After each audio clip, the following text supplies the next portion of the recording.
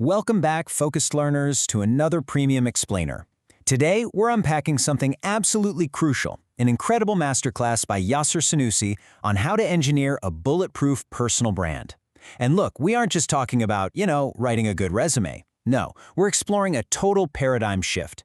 We're going to look at exactly how you transition from being invisible in the job market to becoming literally unavoidable to recruiters and decision makers. So, let's dive right in by talking about a word we hear all the time when it comes to career advancement: luck. We look at successful people landing these dream internships or massive roles, and we think, wow, they were just in the right place at the right time, right? But what if I told you that luck, at least in the professional world, is actually something you can engineer? To put this into perspective, think about an email landing in your inbox at exactly 8:01 a.m., let's say August 11th, 2025. To the untrained eye, the response looks like pure magic.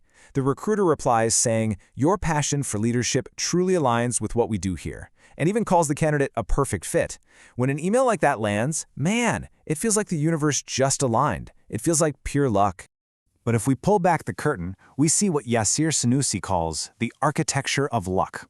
That 8:01 a.m. email, it was just the convergence point. Before it ever even hit the inbox, there was a meticulous execution pathway. The candidate identified the exact expansion manager, crafted a highly specific message, attached a perfectly tuned professional CV instantly, and followed through. Every single element was prepared in advance. Actually, scratch that. It's not preparation, it's precision. That is definitely not luck. Which brings us to a huge foundational decision point in your career. Right now, are you the scrambling candidate or the prepared candidate? The scrambling candidate waits for an opportunity to drop, totally panics, throws together a generic document in a 24-hour blur, and just hopes for the best. But the prepared candidate, they operate on a completely different level. They anticipate. When a door opens, they just tweak their pre-existing documents and execute a proven blueprint. No panic, just execution. So to help you shift from scrambling to prepared, here is our high-level syllabus for this explainer. 1. The readiness ecosystem. 2. Engineering the CV. 3. The 30-second cover letter. 4. Controlling the first impression. And 5. The request lifecycle.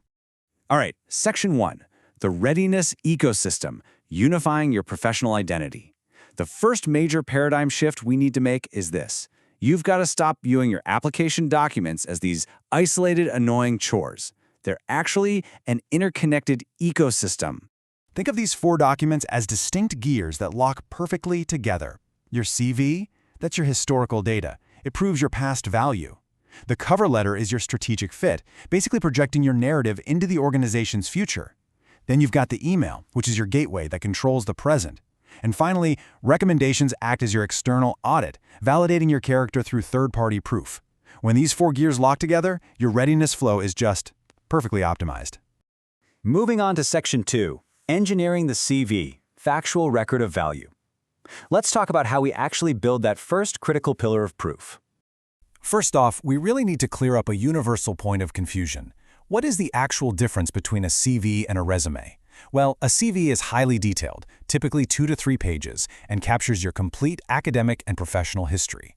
A resume, on the other hand, is super focused, maybe 1 to 2 pages max, and tailored strictly for a specific corporate role.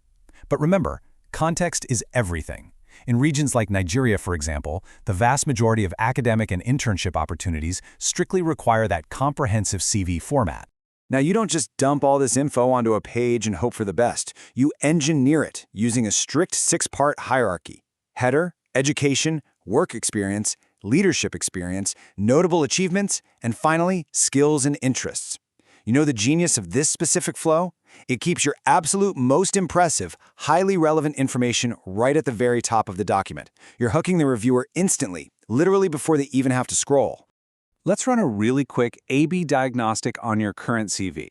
If you're using a casual email address like BigBoy247, you're failing the gateway protocol immediately.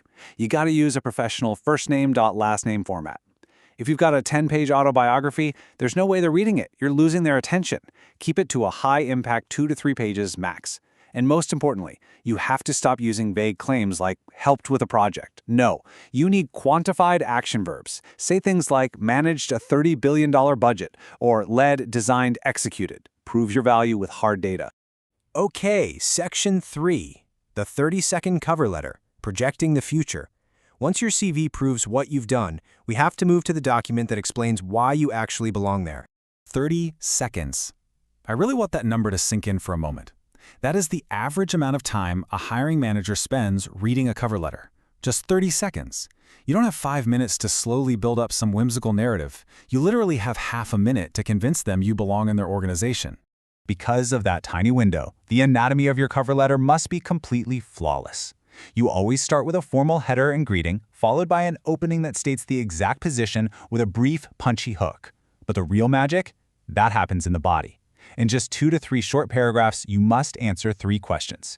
Why this opportunity? That shows you actually did your research. Why are you qualified? Give them concrete examples. And what will you contribute? Finish it all off with gratitude and a professional sign-off. It's not just a letter, it's a highly engineered pitch.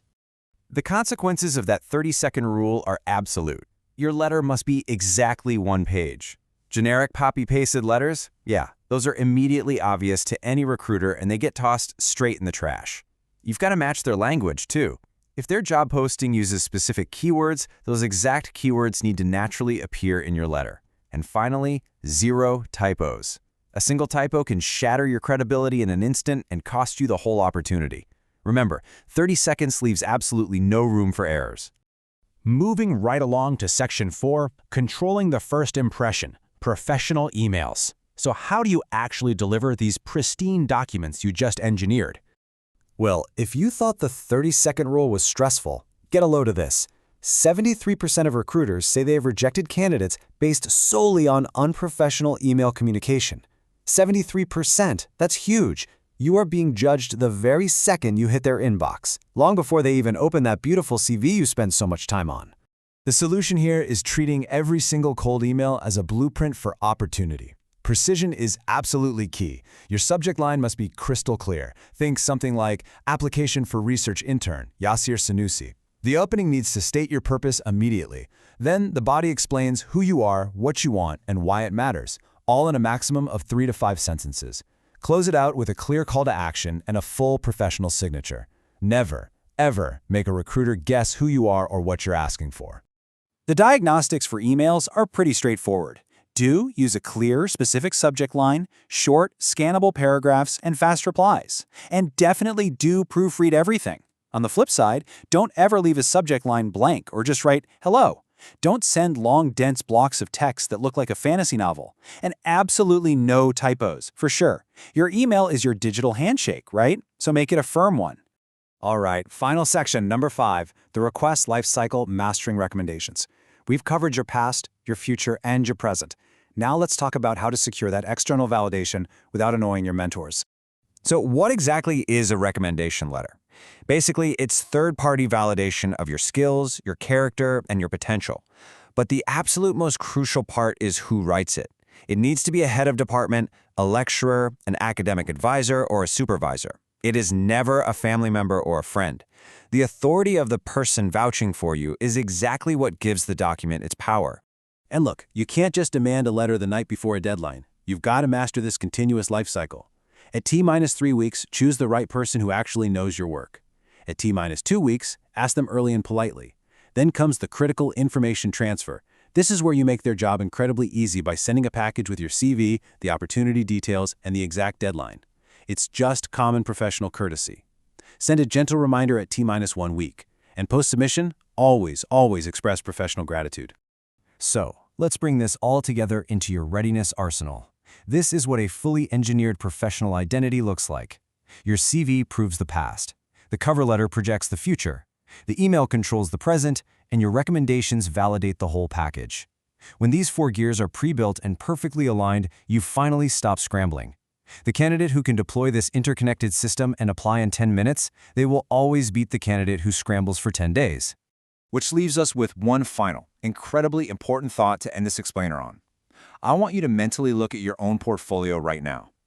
If a recruiter for your absolute dream role knocked on your door today, right at this very second, what would you send them?